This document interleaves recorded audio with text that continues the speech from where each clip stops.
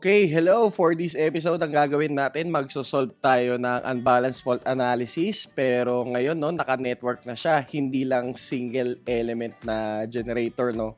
Kumbaga, isang network na yung i-solve natin. So, for our problem, meron tayong 50 MVA, 11 kV synchronous generator has a subtransient reactance of 20%. The generator supplies two motors. So, ito meron tayong dalawa. Isang grounded, isang Y lang. Okay. Over a transmission line with transformers at both ends as shown in the figure below. Okay. So, from generator, diba, i-step up natin yung voltage para mapadala natin yung power at long distance para mababa yung power loss at yung voltage drop.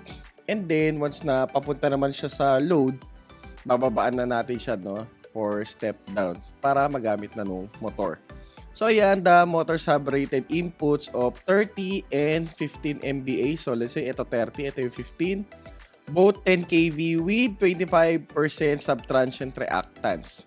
So ngayon, meron tayong 3-phase transformers. Ito sila. So yung rate nila is 60 MVA, 10.8 is to 121 kV. Yung kabila naman is 121 to 10.8 kV. So, meron silang leakage reactance of 10%. So, assume zero sequence reactances for generators and motors, 6% each. So, kapag naka-zero sequence na tayo, no, ito yung magiging reactance nila. And then, meron tayong current limiting reactors. So, para sa ating mga grounded generators and motors, no. So, 2.5 ohms each are connected in the neutral of the generator and the motor 2. So, sila kasi yung grounded. So, ayan, di ba, magmumultiply by 3 yan in terms of zero sequence. So, check na lang natin mamaya. So, the zero sequence reactance naman para dun sa transmission line is 300 ohms. And then, yung series reactance ng line natin is 100. Before the occurrence of a solid line to ground fault at line D, the motors were offloaded. Okay, so if pre-fault is neglected, so calculate the fault current. So more likely, no, dito nangyari yung fault sa point D. Okay. So dito siya. So syempre yung gagawin natin diyan kung paano pa rin tayo nagso-solve dun sa three-phase fault analysis natin, no. So mamimili tayo ng base, tapos aalamin natin yung mga voltage kada section. Tapos magsosolve tayo ng mga bagong per unit values nila. So check natin yan.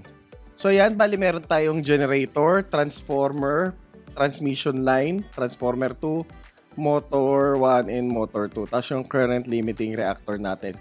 So nakalagay na dito yung voltage rating nila, yung apparent power, yung percent impedance, or let's say impedance, tapos yung zero sequence impedance.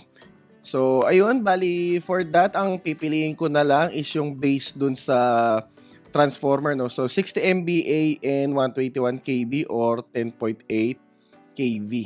Yun yung pipiliin natin. So, after na natin makapamili ng base, di ba? Titignan natin yung mga circuit elements, no, na tatamaan na kung saan magkakaroon sila ng change of bases or yung mga bagong per unit impedances nila.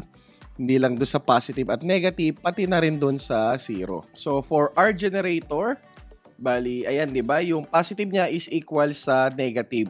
In case na magbago man yung per unit niya, equal pa din sila.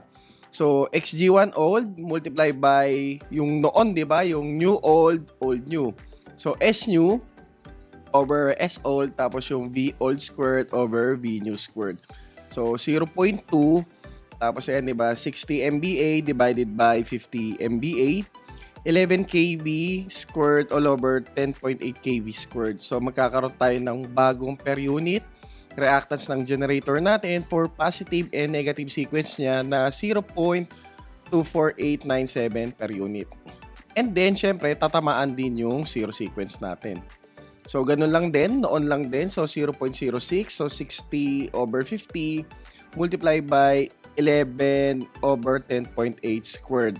So, magkakaroon tayo ng bagong zero sequence reactance natin na 0.74691 per unit.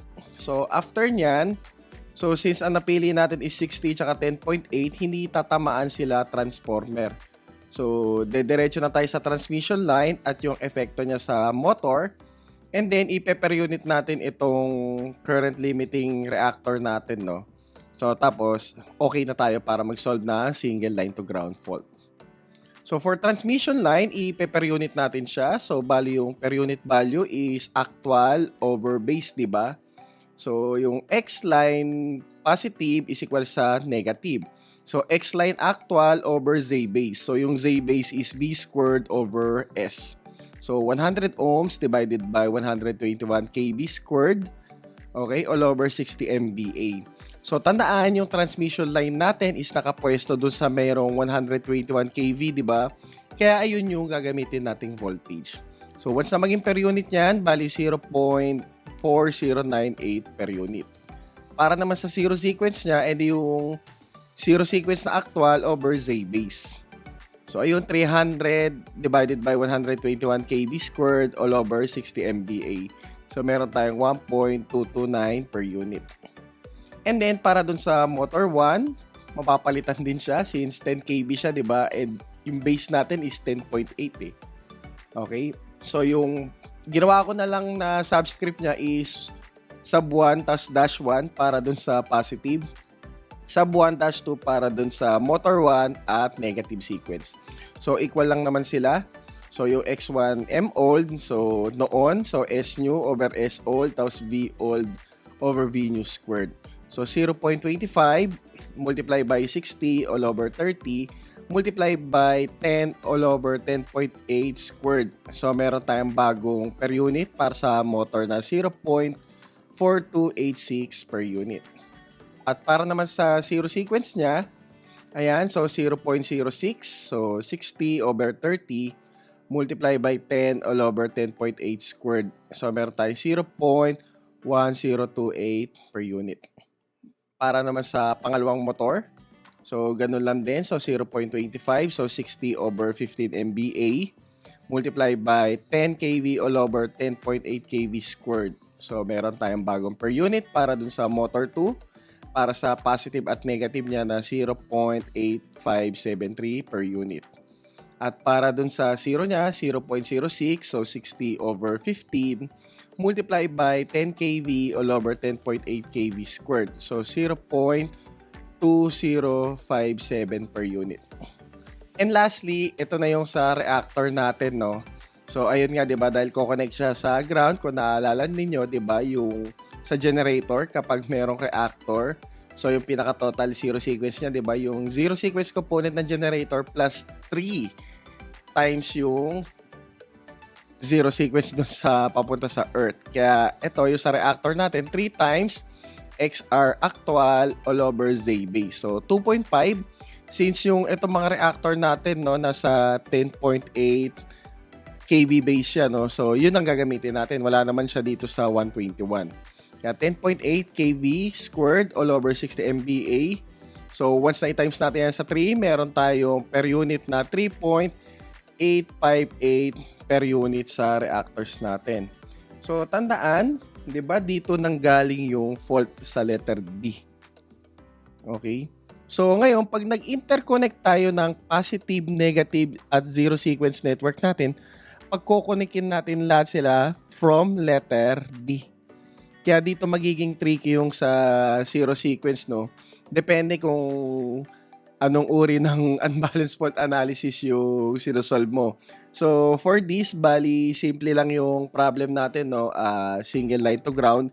So, yung itsura ng circuit niya, di ba? Something like series circuit. So, ngayon, once na i-construct natin yung mga network impedances natin, yung positive, negative, at zero, ito yung itsura niya. Okay? So, burahin lang natin yung nilagay ko kanina na ballpen or yung pen. Okay. So, bali, ito na sila. So, ito yung positive natin. So, may source. Tapos, yung positive impedance ng generator. Tapos, yung sa transformer. Yung sa transmission line, di ba? And then, yung dalawang motor. So, tandaan ha, kung saan yung fault point, doon i-interconnect yung negative. So, ito naman si negative, wala nang source voltage. Pero yung lahat ng mga impedances natin is same na same pa rin dun sa positive. At ngayon, di ba, magkakaroon ng twist pagdating dun sa zero sequence. Kasi di ba, meron tayong di ba, Y delta tapos delta Y. Okay? So, ganito yung magiging itsura ng circuit nun. Since yung generator natin dito is Y grounded, di ba, i-connect natin siya sa ground. Pero since delta yung kabila, di ba, ayun, putol siya. Pagdating naman dito sa kabila, di ba, ito yung isang motor is Y na walang ground, kaya hindi siya ko-connect dun sa ground, no? Pero yung isang motor natin na merong reactor, ayun, ko-connect sa ground siya. Okay? And then putol sa delta. So kung mapapansin niyo, 'di ba, itong positive, halos lahat ng reactances tinamaan. Pagdating dun sa negative, ganun din siya, okay? So magsisimplify lang tayo ng reactances dito. Pero ito yung medyo tricky, no, sa zero sequence component.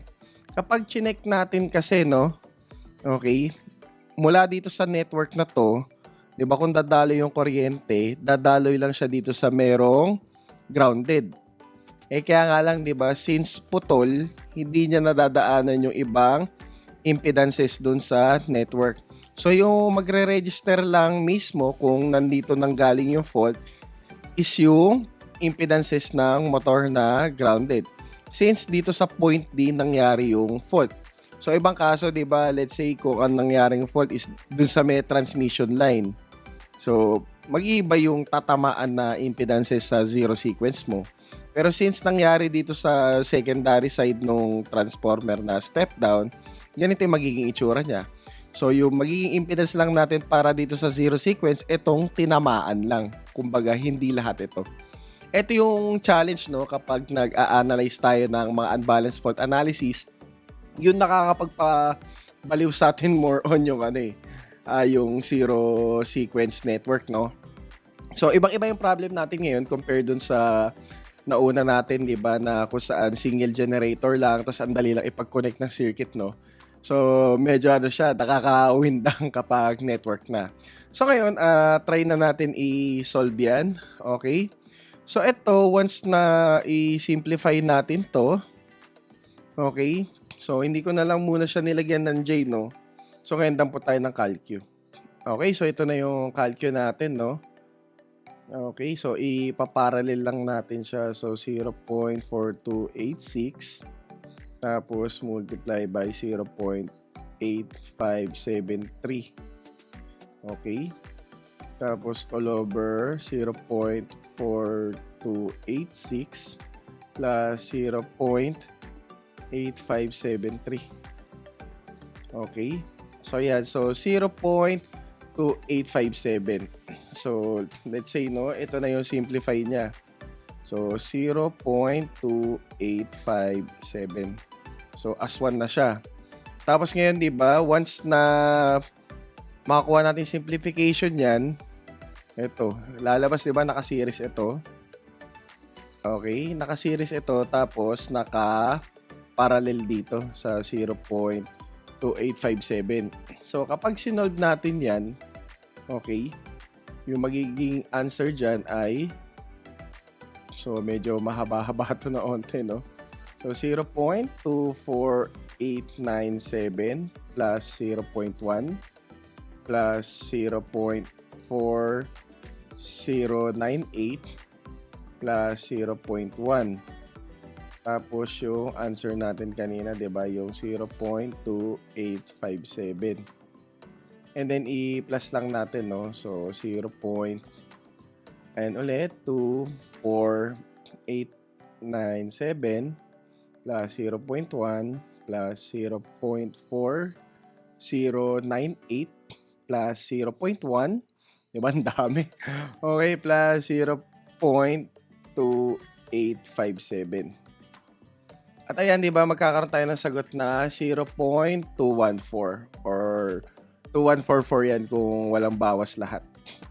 So, lagyan na natin dito, J 0.2144. So, ibig sabihin, kapag sinimplify natin yung positive tsaka negative, di ba, yun na yung magiging equivalent niya. Okay, tapos ito na yung sa 0.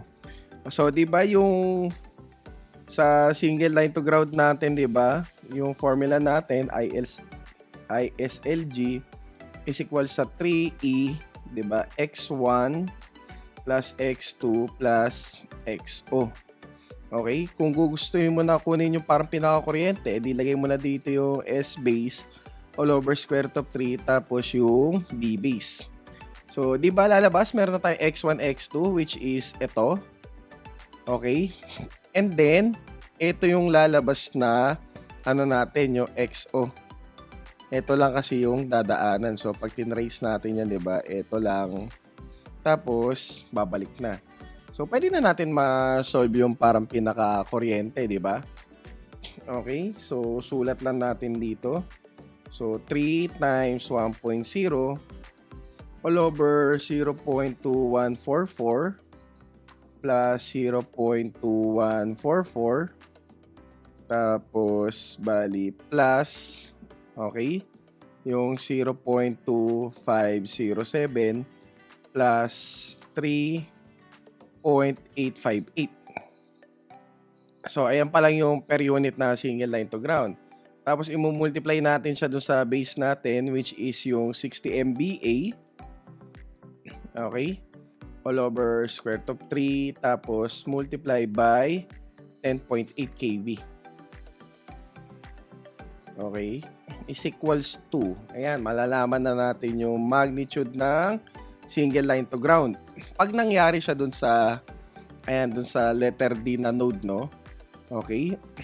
So, 3. Tapos, bali, 0.2144 plus 0.2144 plus 0.2507 plus 3.858. Okay? And then, multiply natin dun sa I base, which is yung 60 MVA. Okay? Divided by square root of 3. And then, multiply by 10.8 kV. Okay. So, ayan. Ito yung magiging ano natin, fault current natin. So, may part na ano tawag dito nangyari dito kasi bawas-bawas. Pero kung hindi siya bawas-bawas, sinolve ko na kasi ito ng na nakastore lahat, no? So, kung nakastore lahat, yung magiging sagot natin is 2,141.839 amperes. So, ayan yung magnitude ng fault current kapag nangyari yung fault na single line to ground, no? Doon sa secondary side nung transformer natin doon sa step down. So, ganyan mag-solve ng unbalanced fault analysis, no? Kapag network yung problem mo, hindi lang siya single generator. So, dito nagtatapos yung extra problem natin para sa unbalanced fault analysis. So, masasabi ko lang para sa mga subscriber natin, no, ayun, so hope na magkaroon ako ng time na makagawa pa ng mga video. Let's say yung video para sa ABCD constants at para yung dun sa long transmission line. And then hope na, ayun, masimulan ko na din yung playlist natin para sa AC machines. So, sakto kasi may AC machines na turo ako ngayon dun sa university na tinuturuan ko. Ang problem lang, no, yung time for recording.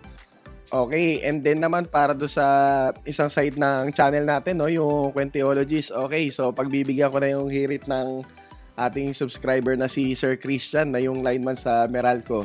So, hope na makapag-record din ako para dun. So, ang problem ko lang ngayon is magkaroon ng time, no, para yung time para makapag-record ako ng mga videos kasi for now, bali tad-tad tayo ng klase, no. Tapos malapit na rin magsimula yung review namin sa Powerline Review Center. At the same time, ayun, nandun na rin ako sa last stage ng aking masteral, no, dun sa kinuha kong masteral na MA Theology. So yun, so kung natuto kayo, no, dito sa lecture natin, bali subscribe lang kayo sa aking channel, paki-like na rin yung video, tapos paki-share na rin yung mga videos natin kasi marami tayong videos dito na makakatulong sa student at the same time, no, hopefully yung dream ko na makatulong din sa spirituality ng mga ating kababayang Pilipino with regard sa Christianity. Sana matuloy na din. So yun, salamat na marami. See you sa future episodes. Bye!